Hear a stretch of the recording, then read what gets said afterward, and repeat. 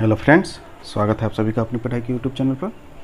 दोस्तों, आज हम बीपीएससी प्रीवियस को लेकर के चलेंगे, जिसमें हम 150 क्वेश्चंस को देखेंगे। और ये हमारा 48वीं से 52वीं बिहार संयुक्त प्रतियोगिता प्रारंभिक परीक्षा 2008 का है। चलिए हम शुरू करते हैं। मध्यकाल में बटाई शब्द का प्रयोग किस अर्थ में किया जाता था? तो मध्यकाल में बटाई शब्द का प्रयोग लगान निर्धारण हेतु किया जाता था। ठीक है, लगान निर्धारण हेतु या फसल का जो है अनुमान आधार के ऊपर लगान लगाया जाता था। एक अनुमान था। अंतिम मौर्य सम्राट कौन था? अंतिम मौर्य सम्राट बृहद्रथ, जिसकी हत्या पुष्यमित्र शुंग ने की और फिर शुंग वंश की स्थापना होती है। अशोक के ब्राह्मी अभिलेखों को सर्वप्रथम किसने पढ़ा था? अशोक के ब्राह्मी अभिलेखों को सर्वप्रथम पढ़ने का जो कार्य है वह प्रिंसेप ने किया था, जेम्स प्रिंसेप। सबसे पहला शब्द जो था वो था दानम। ठीक है, सबसे पहला शब्द जो था वह था दानम। इसे 1837 में पढ़ा था। जबकि टी फैंथलर नामक एक विद्वान जो हैं, टी फैंथलर, इन्होंने 1750 में सबसे पहले अशोक के अभिलेखों को खोजा था। और यह दिल्ली में अशोक के अभिलेख को खोजते हैं। ठीक है, उसके बाद सैंड्रोकोटस से चंद्रगुप्त मौर्य की पहचान सर्वप्रथम किनके द्वारा की गई? तो सैंड्रोकोटस शब्द से जो समुद्रगुप्त की पहचान सर विलियम जोन्स के द्वारा की गई। कौटिल्य के अर्थशास्त्र में कितने अधिकरण हैं, या फिर कितने अधिकरणों में यह विभाजित है? तो यह 15 अधिकरणों में विभाजित है। जनरली कौटिल्य के जो अर्थशास्त्र है वह राजनीति के ऊपर लिखी गई है।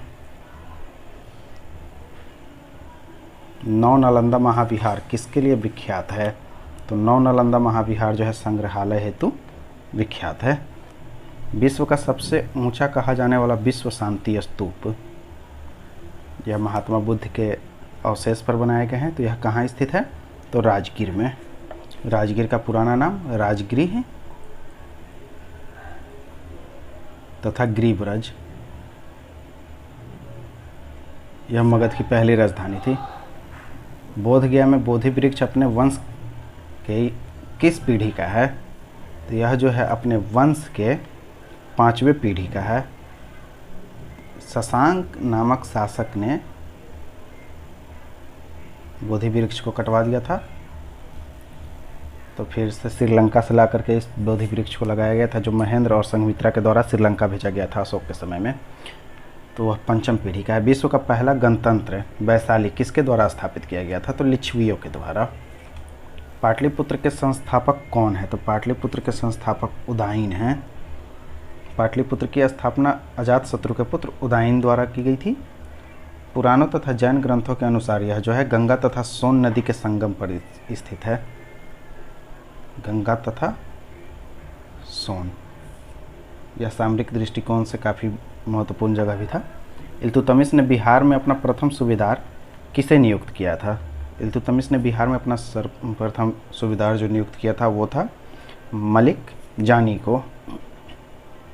यह इल्तुतमिश जो है 1225 में बिहार शरीफ एवं बाढ़ पर अधिकार करता है, और यहाँ पर जो है यह मलिक जानी को भेजता है, सूबेदार नियुक्त करता है। हुमायूं ने चुनार दुर्ग पर प्रथम बार आक्रमण किया था। हुमायूं जो है चुनार के दुर्ग पर प्रथम बार 1532 ईस्वी में आक्रमण करता है। उस समय चुनार दुर्ग जो है अफगान शासक सरदार शेर खां के नियंत्रण में था।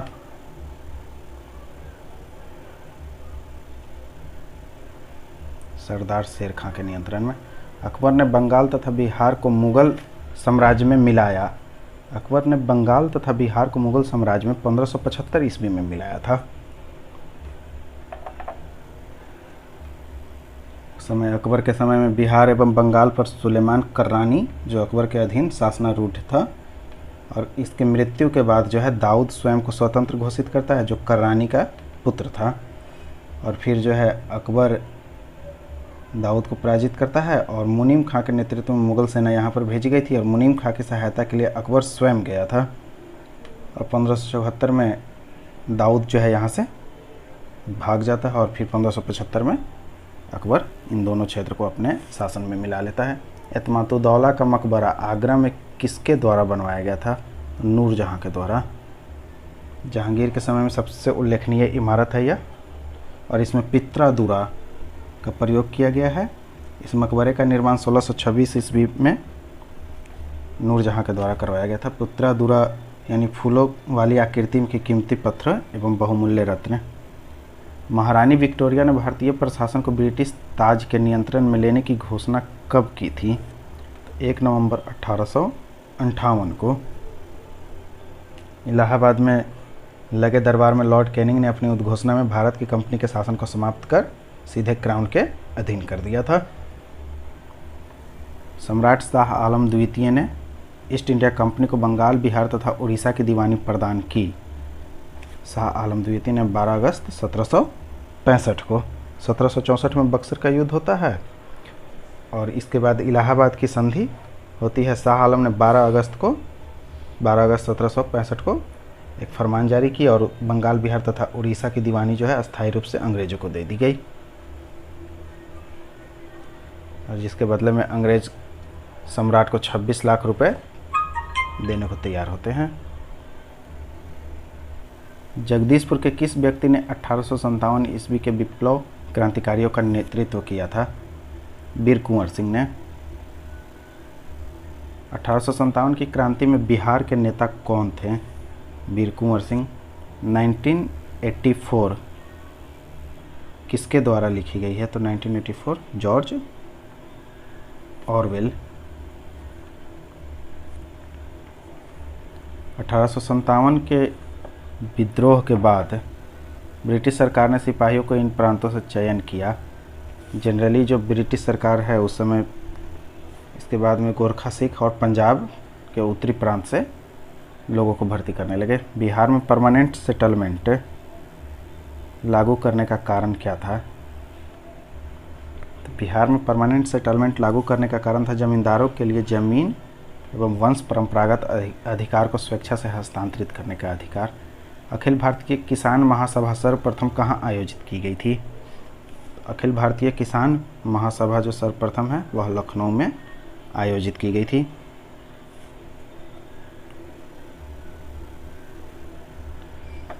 भारतीय ट्रेड यूनियन कांग्रेस के पहले अध्यक्ष कौन थे? लाला लाजपत राय। ट्रेड यूनियन कांग्रेस, इसका अर्थ है अखिल भारतीय ट्रेड यूनियन कांग्रेस से, जिसका गठन 1920 में हुआ था।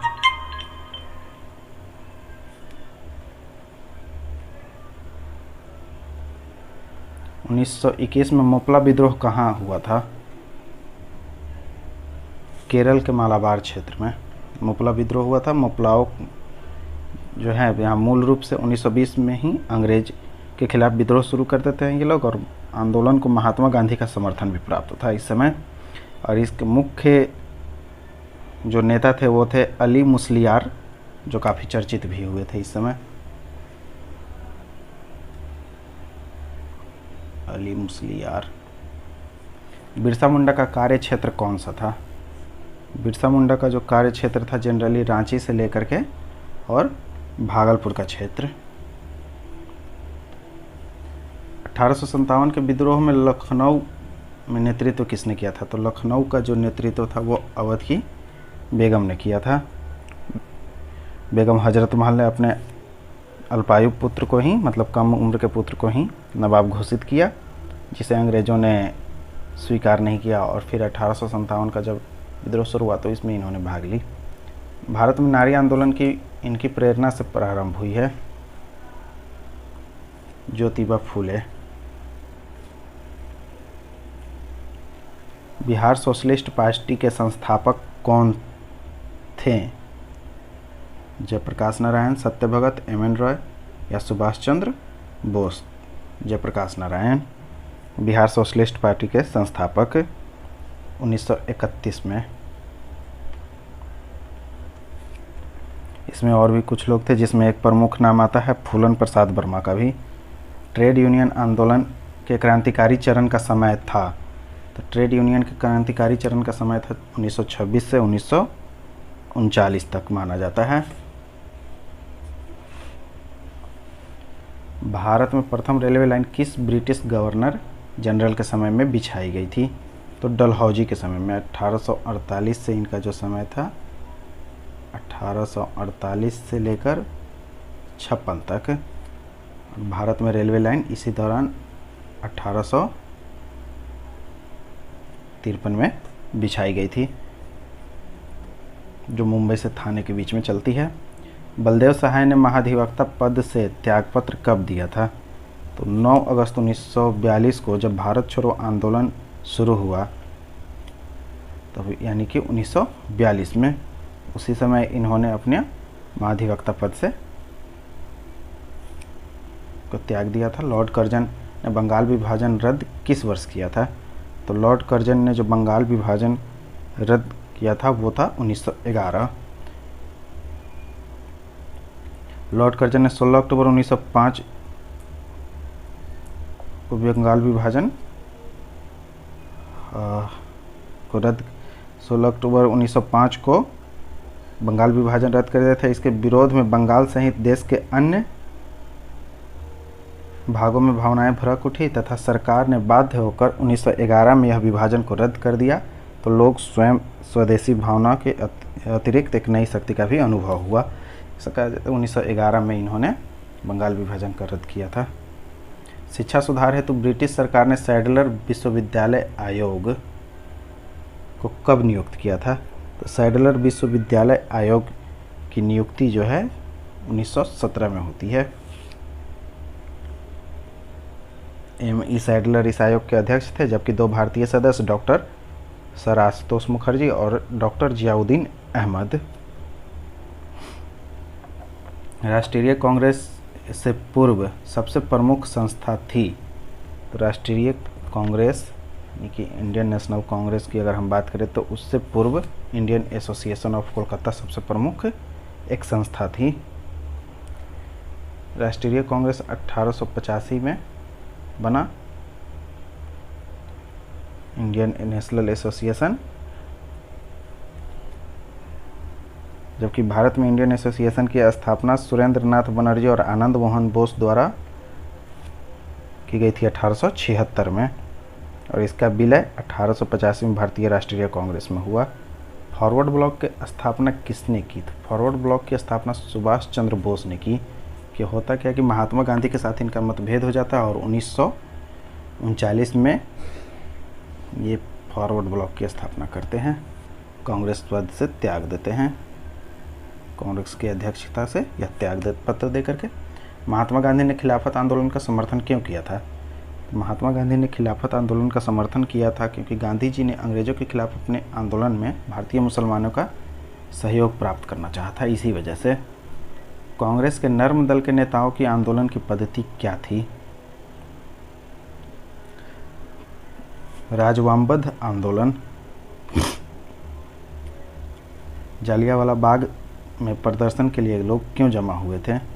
किचलू तथा सत्यपाल के बंदी बनाने के विरोध में। राजनीतिक सुधारों को लेकर विरोध करने वाले पहले भारतीय कौन थे?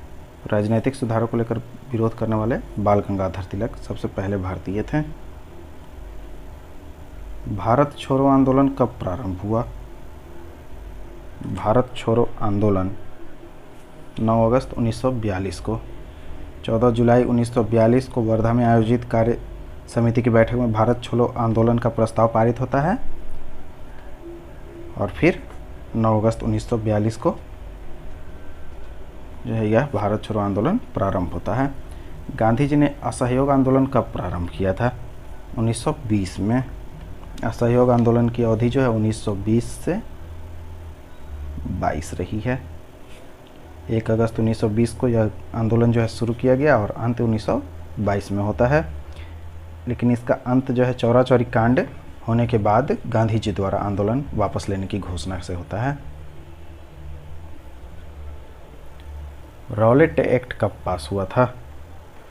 1919 में।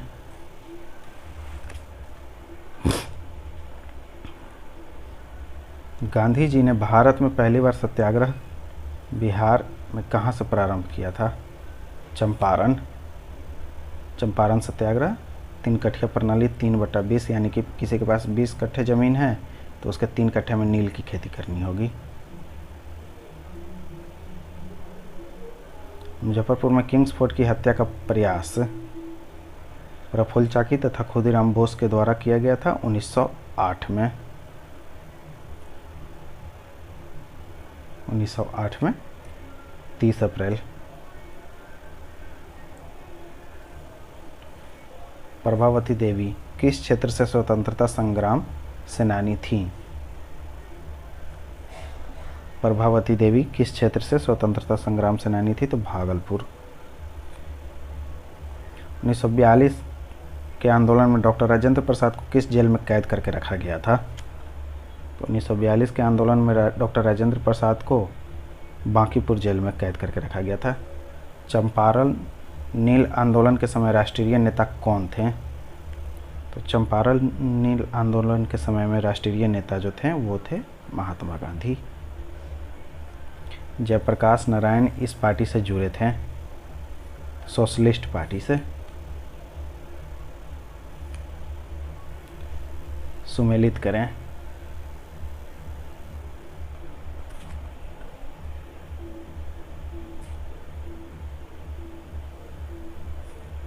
बारदोली गुजरात, चौरी चौरा उत्तर प्रदेश, यरवदा महाराष्ट्र, नोआखली बंगाल।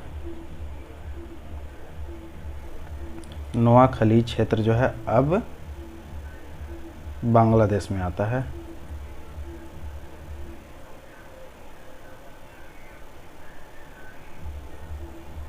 वर्ष 2006 से 2007 के विकास प्रतिवेदन के अनुसार बिहार का मानव विकास सूचकांक राष्ट्रीय मानव विकास सूचकांक से कम है कितना? 15%।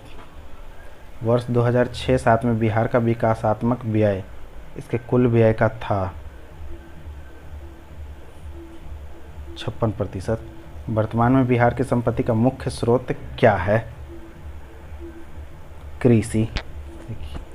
बिहार का विभाजन जब झारखंड बनता है, बिहार का विभाजन होकर के तो जितने भी प्राकृतिक संसाधन खनिज संपदा थी सभी के सभी झारखंड में चली गई। तो अभी जो है प्रमुख यहाँ कृषि ही है। बिहार सरकार द्वारा कर्मचारियों के वेतन एवं पेंशन पर समस्त संसाधनों का कितना प्रतिशत व्यय किया जाता है? 46%। भारत की सर्वाधिक वर्षा मुख्यतः प्राप्त होती है। तो भारत की सर्वाधिक वर्षा जो है मुख्य रूप से प्राप्त होती है दक्षिण पश्चिमी मानसून से। भारत में वर्षा ऋतु मध्य जून से सितंबर तक रहती है। इसमें उत्तर पश्चिम भारत व पाकिस्तान में निम्न वायुदाब क्षेत्र बन जाता है और विषुवत रेखीय पछुआ हवा एवं दक्षिणी गोलार्ध की दक्षिणी पूर्वी वाणिज्यिक हवा विषुवत रेखा पार कर फेरेल के नियम के अनुसार भारत में प्रवाहित होती है। इसे दक्षिण पश्चिमी मानसून कहते हैं। ये 2 शाखाओं में भी बटा हुआ है, एक अरब सागर शाखा और दूसरी बंगाल की खाड़ी शाखा। रांची शहर स्थित है झारखंड में।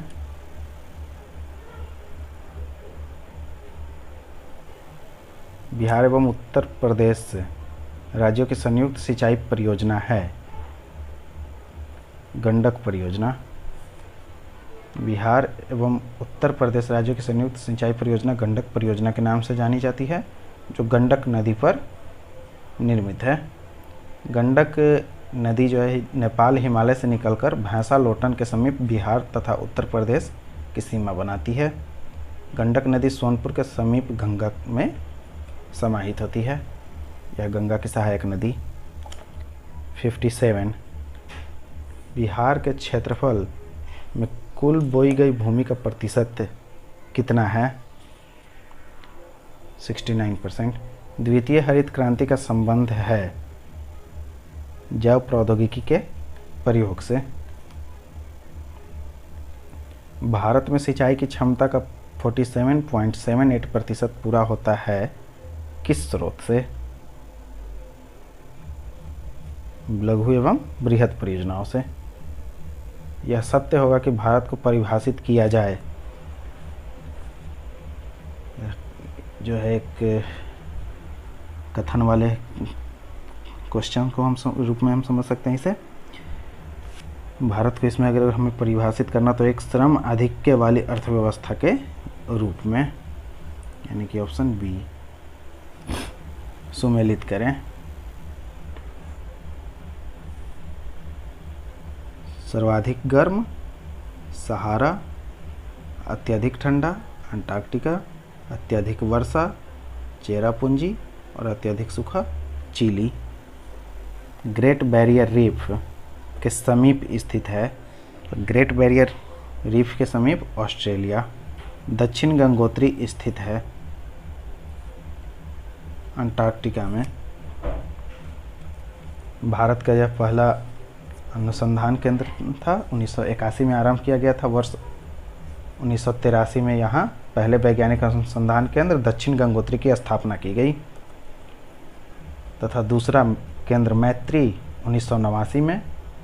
2015 में अंटार्कटिका के लांसमैन हिल नामक स्थान पर भारत का तीसरा एवं नया भारतीय केंद्र स्थापित किया गया है। यानी कि यहाँ कुल 3, पहला दक्षिण गंगोत्री, दूसरा मैत्री, तीसरा भारती। दक्षिण अमेरिका की सबसे बड़ी नदी कौन सी है? तो दक्षिण अमेरिका की जो सबसे बड़ी नदी है वह है अमेजन। अमेजन नदी विश्व की सबसे विशाल और दूसरी सबसे लंबी नदी है। यह एंडीज से निकलकर ब्राज़ील से गुजरते हुए अटलांटिक महासागर में गिरती है। अमेजन नदी दक्षिणी अमेरिका महाद्वीप का लगभग 40% जल प्रवाह समेटती है। काफ़ी लंबी चौड़ी नदी है। भारतीय जनगणना 2001 के अनुसार भारत की जनसंख्या का घनत्व प्रति वर्ग किलोमीटर कितना है? 324। बिहार का कोयले का अनुमानित भंडार कितना है? 16 करोड़ टन। भारत के वाणिज्यिक ऊर्जा का प्रतिशत पूर्ति कोयले से होती है? 52%। भारत का 40% सड़क परिवहन होता है राष्ट्रीय राजमार्गों से। रेलवे का जोन मुख्यालय हाजीपुर स्थित है बिहार में। यहाँ पूर्व मध्य रेलवे का मुख्यालय स्थित है। दक्षिणी गोलार्ध में सबसे बड़ा दिन कब होता है? 22 दिसंबर।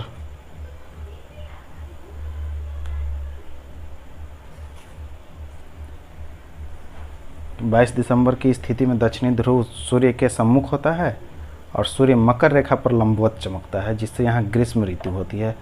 इस स्थिति को मकर संक्रांति भी कहा जाता है। यूरोप की एक पर्वत श्रृंखला है आल्प्स। आल्प्स पर्वत यूरोप में स्थित है तथा इसका यूरोप में सर्वाधिक विस्तार स्विट्जरलैंड में होता है। भारत की कुल जनसंख्या कितनी है? देखिए एक यह जो है डिजिट में है 2001 के अनुसार। तो भारत की कुल जनसंख्या जो है 2001 के अनुसार ऑप्शन डी जो इसमें मतलब छिप गया है। अभी अगर हम सीधे सीधे कहें तो 125 करोड़ अप्रॉक्स हम मानकर चलते हैं 2011 के अनुसार। लेकिन उस समय जब थी तो उस समय 2011 के अनुसार तो 121.2 करोड़ 02 करोड़ भी मानते हैं कुछ, 125 करोड़ के लगभग में। लेकिन जब हम 2001 के अनुसार देखते हैं तो 1028737 इतने लोगों। भारत में 1991 से 2001 में साक्षरता दर में वृद्धि है। 1991 से 2001 में साक्षरता दर में जो वृद्धि देखने को मिली है वह 12.6%। क्षेत्रफल के क्रम में भारत के 3 बड़े राज्य कौन कौन से हैं? तो क्षेत्रफल की दृष्टि से भारत के 3 बड़े राज्य जो यहाँ दर्शाए गए हैं उसमें सबसे पहले हो जाएगा हमारा राजस्थान, मध्य प्रदेश और फिर महाराष्ट्र।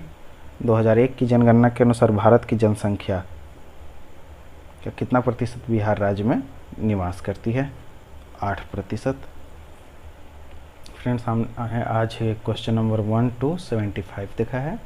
नेक्स्ट वीडियो में हम 76 से 150 तक के क्वेश्चंस को देखेंगे। तब तक के लिए आप इस चैनल पर न्यू है तो प्लीज़ लाइक, सब्सक्राइब और शेयर जरूर करें। Thank you.